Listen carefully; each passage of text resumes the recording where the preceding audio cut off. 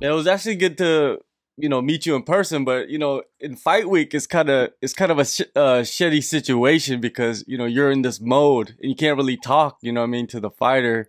So it's like Yeah, it's good to meet, but then it's at the same time we didn't really get a chance to chat or anything like that. But I understand what it is, man. You're in this part of your career where it's like, man, you cannot, you have to stay focused, man, the whole time. Is that kind of like the mind state for you during the fight week? You cannot get deterred from that. yeah. Well, it's just I guess focusing on everything that I can control, and just yeah, I've always kind of been like a serious when it's business time. Like I'm just in that headspace, but I'm getting used to the I guess the process of all of fight week, traveling and all that. And I'm starting to find out what works best for me. So yeah, it was good to meet you finally in person, and you met the whole team as well for the Yeah. kickboxing. So no, it's yeah, everything is like working like it should be, and yeah, I feel good for this next one. But then on the flip side, man, like a couple weeks after, you got to go to UFC 243 and kind of Yeah. enjoy the festivities, and you ran into the champ. You know what I mean, Henry Cejudo. You guys had a face off. What did you see in his eyes, man? Me and Cejudo, we got a good relationship. Like he's been one of my I guess um, mentors that I've looked up to. What he's done in the division and in the sport. It's pretty amazing. So I got to see. I know him as a different person than to what he portrays. That that act he's putting on. I know him just as a normal guy, and I got to like pick his brain, and yeah, we're good friends, and it's just all business. Like if we do end up fighting one day, that would be amazing, and we'll be still be friends after. But he pretty much said to me, come after me, don't all this bullshit about like being friendly and all that. Like he was just saying like how it is, and he's like they're gonna love you or hate you regardless. So you just gotta be true and do what's best for your career. So that's why he's kind of changed the way he acts, which was it was interesting to see that side of someone. And then you just switch like that when you're talking to a fan or whatever. Put on this act like do that thing and pull out the gold chain and stuff. But yeah, he when I was speaking to him, he didn't look like he was going to come back to fly. He was pretty much saying, Yeah. every time he cuts down to flyweight, it's taking years off his life. So um, he was like, I might the rest of my career, I might be just at bantam. I want to get these big fights. So I was like, yeah, well, fair, like all the best for you. Do what's best for you. And then he was like, I'd love to come down and City Kickboxing and train for you guys. And I was like, you've got to stay at bantamweight if you're doing that because you can't be on the table if you're on the menu. But Yeah. yeah, we'll see what happens with if he does end up coming down.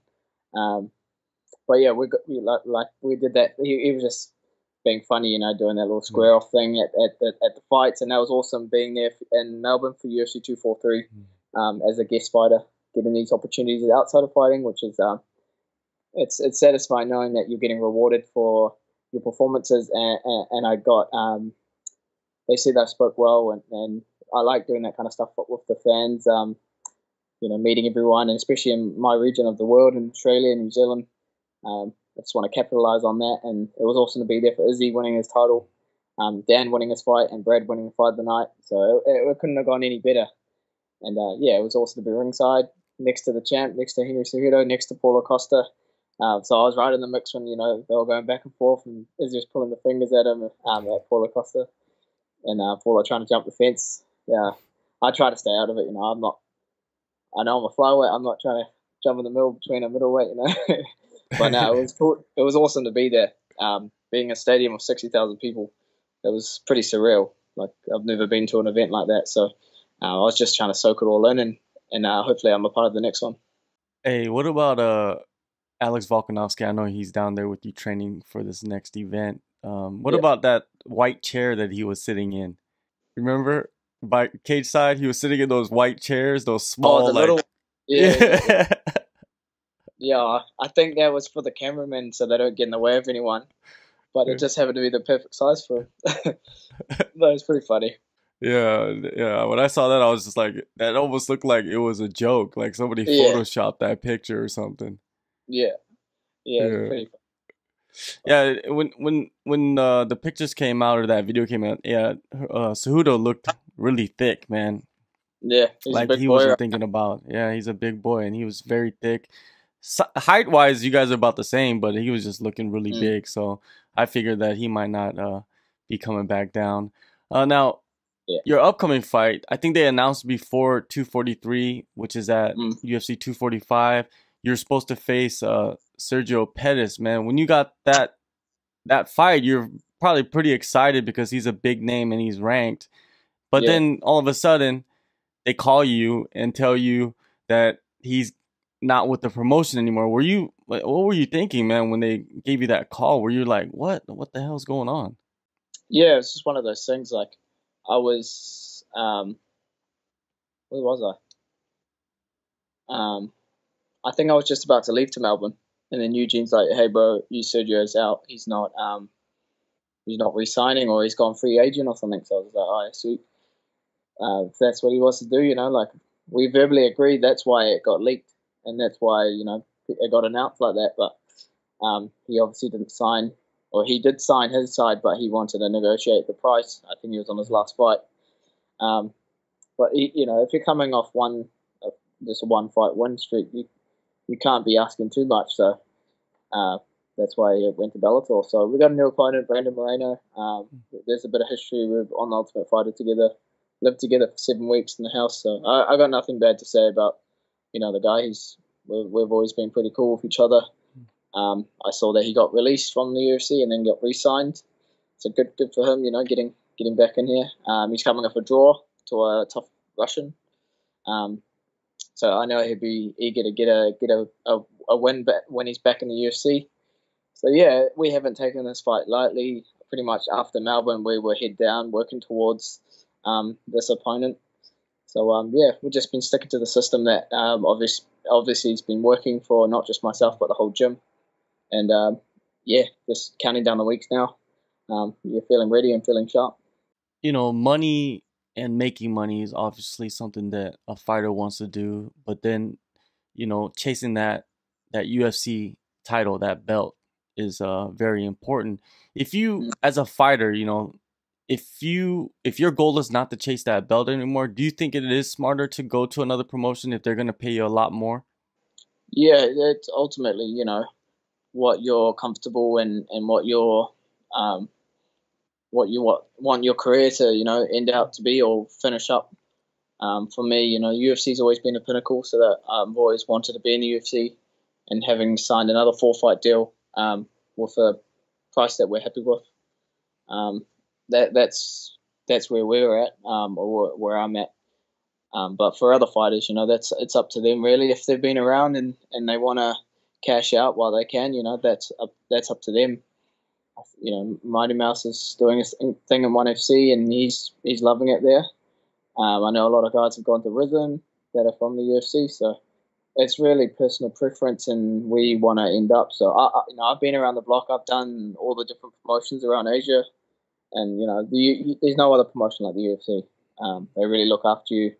The potential to make a lot of money is there. Um, and being in the circle that I am now at City Kickboxing, I feel like we're just having the UFC come back to Auckland next year in February. We're just about to hit this massive peak of New Zealand mixed martial arts, and I'm grateful to be a part of this. And we've got a lot of guys that could be on this card as well come next year in 2020.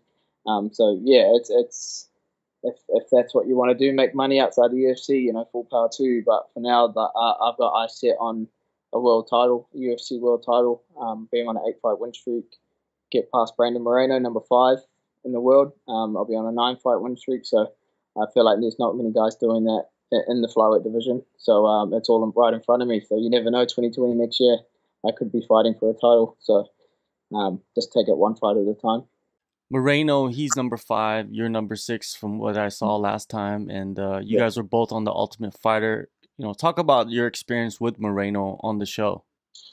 Yeah, we got along like we were friends on the show. He was on the other team, Team Benavides. Um, I knew Henry was pissed off because he was his teammate, and then he chose #1 seed, and then Brandon Moreno was number 16 seed. Like he was the dark horse of the whole tournament, and then that automatically put him on the other team. So, I guess there was tension in that regards in the house, just because my Henry never wanted to come over because he felt kind of weird that his teammate is now on the other team, and he couldn't kind of help that.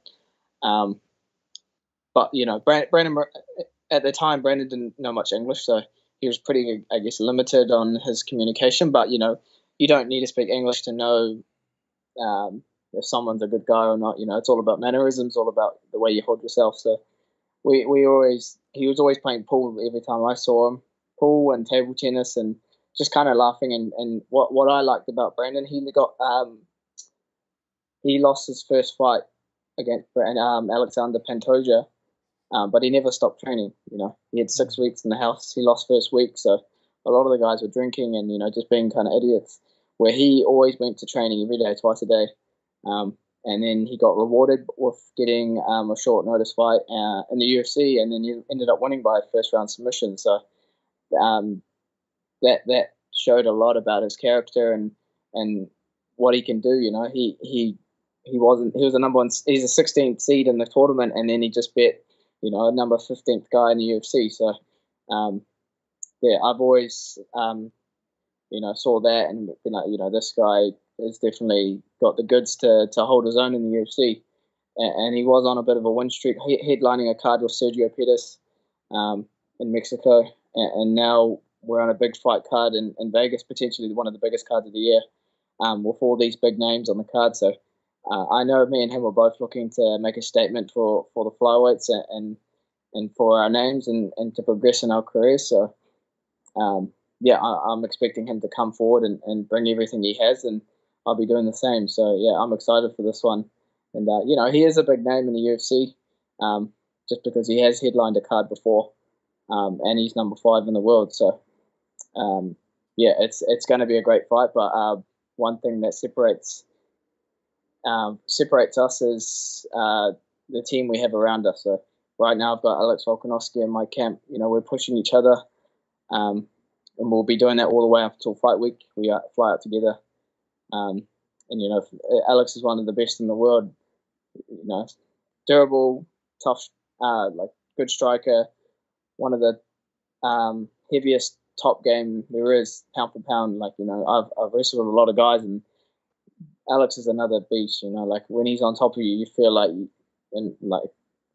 a ton is just right on your chest. So if you can hold your own against him, you're doing something right. So we've got a lot of good guys that we can pick from to get the look that we need. Having us at Dan Hooker and a few other submission guys that have the ground game of Brandon. I know he's got a world class back take. His jits game is legit, So we're not naive and not doing these things that we need to. But come fight night, we'll be ready and we'll solve that puzzle that we need to, and hopefully get a finish. Having Dan, someone that has that body type and the submission skills that he has, I'm pretty sure in training, if you could stay out of submissions with him, you could probably stay out of submissions against anyone. Yeah, exactly, bro. These guys at our gym at City Kickboxing, they keep you honest, Then that's what keeps you, I guess, humble and grounded. Because any given day, you can be beaten up or lose a fight. So if you're constantly trying to upskill and trying to outdo each other, that can only bring positives, and that will get you fight ready and get you to the next level where you're only fighting the best. So if you've got that kind of mentality when you're training and going in every day, the fights come easy. It seems like December is going to be a massive month, and it's going to determine what actually happens in the beginning of 2020 for the flyweight division. You got your fight, 5 and 6, facing off against each other. Then I think a week later, you have Matt Schnell and Pantoja facing off in Korea. I think whoever, do you believe like whoever performs the best in these fights is probably going to face off against Benavidez? Is Do you feel that? Do you feel that that could be happening soon because Cejudo will probably get stripped of the title? Yeah, definitely. I can see that happening with there's not many guys in that top five that I guess deserve a title shot besides Benavidez. I know what's his name, Figueroa. He's coming off a good win, and he's trying to push for a title shot. Um, but yeah, Matt Schnell's on a bit of a run right now. Yeah, anyone if the UFC how they work, if anyone puts on a good fight and makes a statement, usually that determines who the next contender or the next title shot will be. So yeah, well, it's an exciting time. I just got to make sure I'm doing all the right things, which they have been doing the last 8 weeks. This is the back end of the camp now, so it's just about fine tuning, making sure that everything is firing like it should be. Um, but yeah, come December 14th in Vegas, I got my family flying out to that, so I'll have a bit of support there. But yeah, I'm looking to make a statement. This will be my 32nd pro fight now. So yeah, I'm excited for this. This has always been a bucket list for me, fight in the big stadium and in the T-Mobile Arena. Being an Ultimate Fighter is just like a taste, Now this is the full meal, and yeah, I'm just gonna soak it all in and do what we've been doing, and let's just show up and let the work do the talking. You've had 3 fights in the UFC, three decision victories. A finish is something that you're known for. Now, in this fight, you get a finish. Do you feel like this will be what leaps you past other fighters in the top of the division to get that title shot? Yeah, definitely. Once you make your American debut, that's when you become, I guess, a household name, and that's when your stocks go up and people start to recognize. So I guess it's kind of a blessing in disguise. It's been, I guess, taken to my 4th fight to actually fight in America, but it's within good reason. So I'm confident in myself, in my skill set, and in my team that's prepared me. So yeah, I'm coming in full with all this momentum coming off the back end of UFC 243, being there in Melbourne, seeing all the boys do so well. It's an inspiring place to be, at City Kickboxing, seeing so much talent come through those doors and show up when you have fights. So yeah, I'm in a good place right now where yeah, everything's kind of just set now, and we're just counting down the weeks. So we could fight this week if we had to, but I guess we get to fine tune for the next 2 weeks, and yeah, no, everything's going really well. February 23rd, the UFC is going back to Auckland, like you mentioned earlier. Yeah, Dan is ready. They say he will either main event or co-main event, and I'm looking at you and thinking like, man, this could be a perfect storm for yourself to get yeah, a big win against Moreno. Cejudo gets stripped. That could be a main event for yourself, man. How huge would that be for you to be fighting for the title in New Zealand, in Auckland, man? That would be insane. that's like a fairy tale, Like Yeah. it's so um, I can't really. I can visualize it, obviously, but it's hard to believe that that could actually happen. Um, so that's why I'm not really thinking about it too much. I'm just going to think about fight one fight at a time. But yeah, definitely. Like I know Dan is hunting for a main event slot. He's got a few options, and like Kevin Lee or Paul Felder or anyone in that top 5 if they do want to take a fight. That I know they're quite picky like that, but I was even thinking, Robert Whitaker and Calvin could even be on the card as well. Rebook that fight. That never happened. That could definitely be a matchup. That would be amazing to be having on a fight night. But yeah, if or when I get past Brendan, and then if they do give me a title shot, and to be in my hometown, that would be something that you'd only see in fairy tales, and that's always been a dream, just to fight on a Auckland UFC card. They've been here twice, and I've always missed out both times. So I made a promise to myself last time that I was here, when Mark Hunt fought Dirk Lewis, I said to myself, next time they come, I have to be on this card. I remember I was campaigning to be on the Auckland card back in 2016. I fought 3 times in 7 weeks just to give me a chance to get on that card. So I just fell short just a little bit. We got attention, but it was a little bit too late. So now, get past this fight in Vegas, December, and then there's about 10 weeks turnaround until February 23rd. So enough time to get back to training and to nurse injuries and whatnot. And if they didn't give me a title shot, even if it wasn't for a title, I would still love to be on that card. I'd be down to fight whoever, just as long as I'm putting it on for my hometown. Yeah, with you, every time you've taken a fight, gotten a fight immediately after, a fight set immediately after, you've come in better each time. It seems like it's working for you, and it's probably going to work out this time just like that. And just like anybody else, like especially your teammate Israel, he has visualized what he would be doing in the UFC, and he has accomplished everything. And that rubs off on everybody else in the camp, and you yourself too, man. You gotta, of course, you're thinking about the next opponent, but you always see yourself becoming the champion. And I know we've been talking for a long time now that you've always been thinking like, okay, I'm gonna be the champion no matter what, and these are the steps that you need to take, right? Yeah, definitely. Like exactly what you've been saying. It all rubs off.